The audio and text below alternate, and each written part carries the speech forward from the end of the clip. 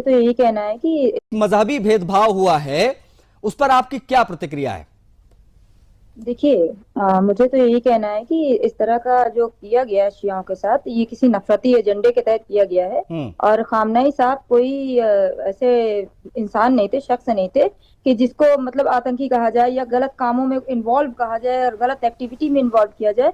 वो सिर्फ इस्लाम का काम करते थे, इस्लाम की रहनुमाई करते थे, इस्लाम के लिए काम करते थे। और शिया समुदाय के होने के नाते वो उन्होंने कभी सुन्नी या शिया समुदाय को अलग नहीं समझा। वो हमेशा उम्मा के कॉन्सेप्ट पे चलते थे और मुसलमान को एक समझाए, न कभी सुन्नी अलग किया उन्होंने अपने नजरिए से, न कभी शिया को अलग समझाए। हाँ, उनकी शहादत के बाद लोगों ने पुरसा देने के लिए किसी को, हमारे यहाँ एक रूल है शियाओं में या सुन्नी या मुसलमान में, कोई भी हो मुसलमान, उसके यहाँ नियम होता है कि पुरसा दिया जाता है किसी की भाई मौत के बाद कोई खत्म हो जाता है तो उसमें पुरसा देने का एक नियम है। तो इसके तहत लोगों ने जो नहीं पहुंच पाए हैं मिट्टी में, और इसके लिए इसलिए नहीं कि वो सुप्रीम लीडर थे, आप सिर्फ इस बात को समझिएगा कि वो एक धर्म गुरु थे और अपने धर्म गुरु को सुपुर्द खाक करने में जो शामिल नहीं हो पाए हैं, वो लोगों ने पुरसे के तहत अपनी डीपी लगा ली है और उनको यहीं से पुरसा बैठे बैठे दे दिया है। और उनको ये मान लीजिए एक तरह से कि लोगों को तसल्ली हुई कि हमने मिट्टी दे दी है और उसमें शामिल हो गए इस प्रोग्राम में। बहुत सारे लोग नहीं जा पाए हैं तो इसीलिए उन्होंने किया होगा, लेकिन अब जेल में डाल देना बिना किसी क्राइम के,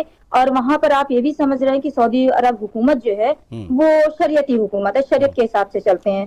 तो और क्या जिसको पता जेल में डाला गया है वो बारामूला का है, जम्मू कश्मीर का है, और वहां पे कमाने खाने गया है, उसका कोई क्राइम क्रिमिनल रिकॉर्ड नहीं, कुछ नहीं। भारत से डाल दिया गया। कह रहे हैं भारत से बहुत सारे मुसलमान कमाने खाने के लिए, रोजी रोटी के व्यापार के तलाश में जाते हैं और रोजगार करते हैं। बहुत सारे परिवार इस पर चल रहे हैं कि सऊदी अरब जाके लोग कमा रहे हैं बच्चे सबके, और यहाँ पे रहने वाला परिवार कमा खा रहा है, अच्छे से रह रहा है उनकी फैमिली। और उसके बाद अब जब ये खामनाई साहब की शहादत के मुद्दे को, इससे मतलब नहीं है कोई रोजगार के लिए, बिल्कुल। और ये बहुत हैरान करता है कि भैया ये शिया सुन्नी एकता की बातें होती हैं। अभी आपने उम्मा का जिक्र किया, तेरा मेरा रिश्ता क्या, ला इलाहा इल्लल्लाह, तो वो सब जमीन पर दिखता तो नहीं है, तो हम कैसे मान लें? हम उसकी भी बात करेंगे। आप प्लीज बने रहिएगा, हमारे साथ अकील खान है।